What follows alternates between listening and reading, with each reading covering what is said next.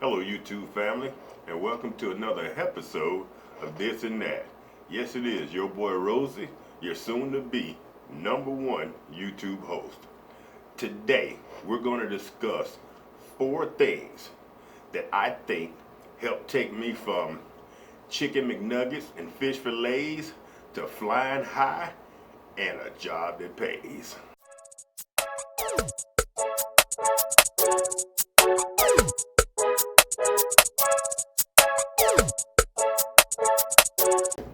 Alright, today we're going to discuss the 4 key components that I think that got me from chicken McNuggets and fish fillets, thus my teenage years at McDonald's, to flying high and brighter days, my adult career in aviation. I spent the last 30 years working on aircraft, in the aircraft industry in one form or another. My wife and I do quite well these days. We both started out from meager means, and through hard work and effort, we worked our way through the system, and we're very comfortable right now. And I don't think that was by accident. I'm a person, anyone who knows me knows I'm not a big fan of luck. I know that luck exists, but I think luck is haphazard. I think it happens occasionally, and I think it doesn't, when you can't hang your hat on luck. Luck is just one of those things that you find at the casino or when you're playing horseshoes occasionally, and very rarely at the casino. I'm a witness to that. So for this video, for purpose of this video, I set up an acronym, and I call it FACE, because you need to continue facing forward and moving forward. So FACE, the first thing, number 1, the F. There's 2 F's. First of all, you need to find your niche. Find the thing that motivates you, that you want to do, and then pursue it like there's no freaking end. And this video is mainly going to be geared toward millennials. It'll be hopefully helpful to millennials, and then it'll be helpful to the adults in the millennials' life. Hopefully this video will help gain some perspective and how to move forward. The second F in FACE is to find yourself a mentor. I was fortunate that my brother is 14 years older than me, and I had my mentor born into my family. He was there when I got there. And my brother he's a college graduate. He worked in the school system for almost 40 years. He's retired now. He started off as a school teacher. After a few years, he worked himself into administration, and he retired as a principal. I'm very competitive, and from the time I was a kid, my goal was to always be a part of the conversation. There was no way that people were going to sit around the table, family, friends, relatives, no one was going to sit around the table and talk about my brother and his success and I not be a part of that conversation. So I was driven to follow someone, and fortunately that person was positive. Oftentimes we find a mentor, and a mentor is not always positive. Sometimes our kids find mentors and they're not positive role models. That's why you need to ensure, parents, that your kid has a positive role model, whether it be a male role model or female role model. And you need to find someone that's continuously facing forward, that's moving forward. That's thing number 1, the 2 F's. Find yourself your niche and find yourself a positive role model. Thing number 2. Number 2 for me is accountability. Especially with these millennials these days. Oftentimes we don't take accountability for our actions. It's not just millennials. A lot of my old friends are the same way. When I left high school, I was still working at McDonald's. I went to college, and me being the young, ambitious black man that I am, I got my girlfriend pregnant my freshman year in college. And I was working at McDonald's where I was going to college. I lived an hour away from home. So once my son was born, I would work at McDonald's in my college town on the weekend, during the week. And on the weekends, I would go home and work at the McDonald's there on the weekends, because that was my responsibility. I wanted to finish college. I had to take care of my son, and there was nobody's fault but my own. So I had to hold myself accountable. And doing that accountability, Sometimes it gets uncomfortable. It may require you working harder and sleeping less. But if it's yours, you want it. If you have a habit and that habit is causing you some difficulty, you have to hold yourself accountable for that. So when my son was born, I'm working at McDonald's, two McDonald's, and I'm going to school full time. I'm carrying a full load in college. I'm going to school to be a sociologist.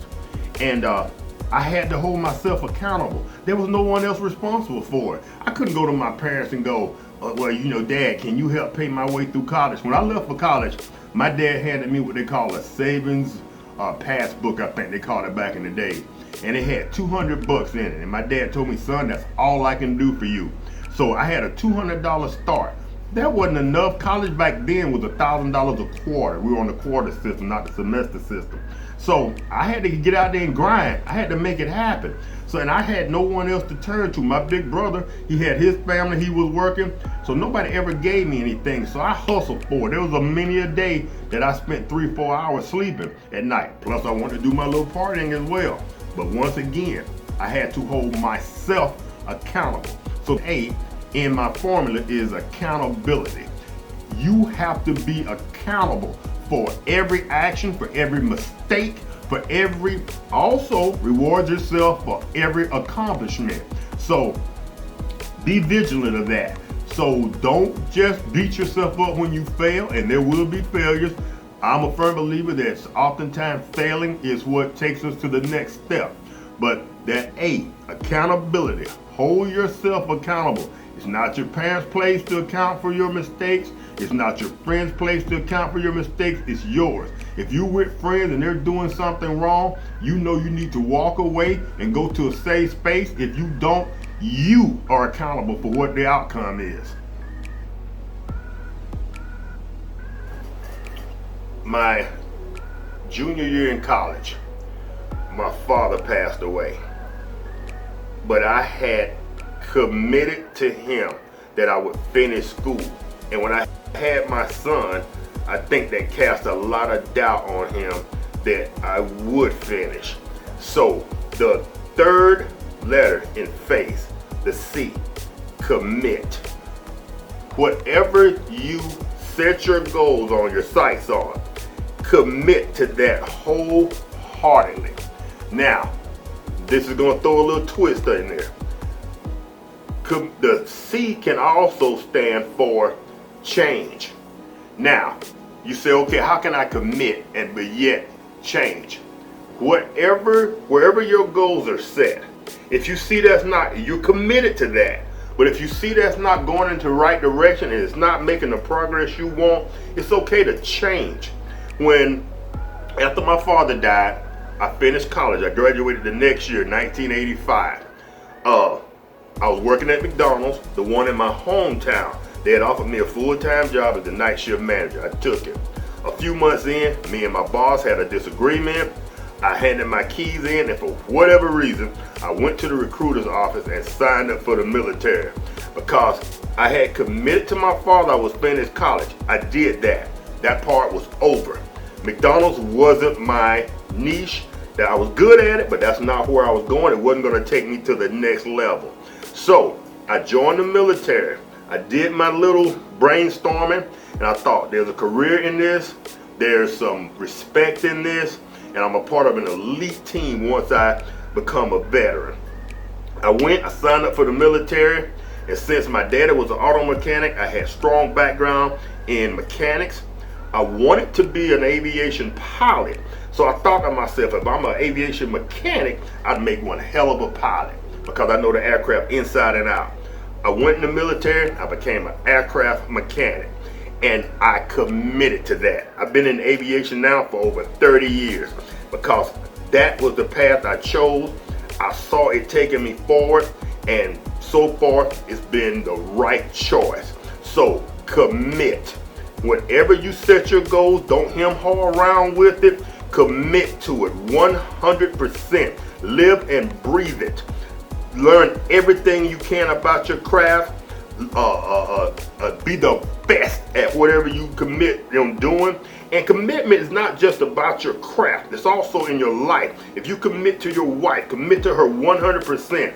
Back in the day when I first got married, I thought I was God's gift of women, and I'm out there doing my thing all over the place, still hitting nightclubs, but I was leaving 50% of my marriage out in the street, and it was suffering. I had to turn around, I had to recommit. So whatever you're doing, whether it be in your workspace, whether it be in your marriage, whether it be as a father or a mother, or as a parent, or as a child, commit.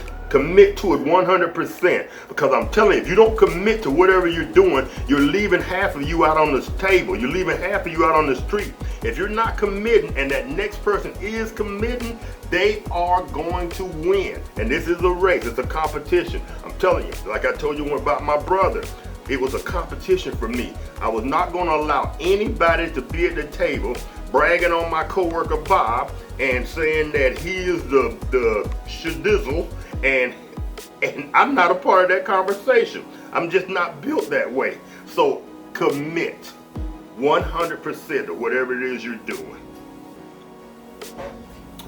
All right, last but not least, thing number 4 that I think helped propel me to where I am today.